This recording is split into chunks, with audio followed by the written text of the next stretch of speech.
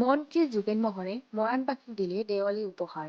ডিব্ৰুগড়, শিৱসাগৰ আৰু চৰাইদেউ জিলাৰ সীমামূৰীয়া মৰাণত মৰাণ ট্ৰেফিক পইণ্টতো ডিজিটেল কৰাৰ কথা ঘোষণা কৰিছে মাহমৰা সমষ্টিৰ বিধায়ক তথা মন্ত্ৰী যোগেন মোহনে।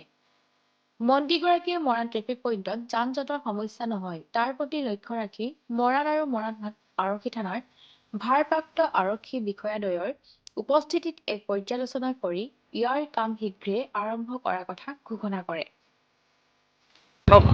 মৰাণৰ কাৰণে নতুন খবৰ। এই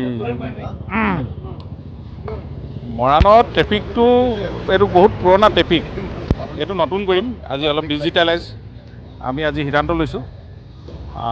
এইটো নতুনকৈ নিৰ্মাণ কৰা হ'ব আৰু ইয়াত যাতে কোনো ডিষ্টাৰ্ব নহয়।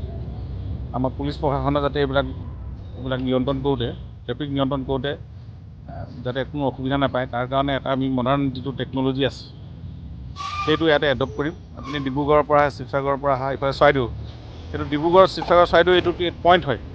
ইয়াতে যথেষ্ট গাড়ী সমাগম হয়। গতিকে এইবিলাক ৰোধ কৰিবৰ কাৰণে আমাৰ এইটো এটা নতুন যিটো পুৰণা এইটো আমি আঁতৰাই নতুন তাত ডিজিটেলাইজ কৰি দিম ধুনীয়াকৈ। তাৰ এটা প্লেনিং কৰিছোঁ আজি। আমি এতিয়া পুলিচ দুইখন থানা ওচি আছে আমাৰ মৰাণ আৰু মৰাণহাট, দুইখন থানাৰ ওচৰৰ লগত কথা পাতি এটা ধুনীয়াকৈ লাইনিং হ'ব আৰু ড্ৰেইনৰ ওপৰতো আমি এটা ৰেলিং দি ধুনীয়াকৈ যাতে ছেট দিব পাৰি, লাইটিং এনেকুৱা ধৰণৰ আমি প্লেনিং কৰিছোঁ এতিয়া। গতিকে এইখিনি কৰিবৰ কাৰণে আমাৰ ইতিমধ্যে ড্ৰাফ্ট প্ৰপ'জেল ৰেডি হৈছে। তাক আমি খুব সোনকালে কাৰ্যকৰী কৰিম। মানে এইটো এটা দেৱালী উপহাৰ মৰাণবাসীক।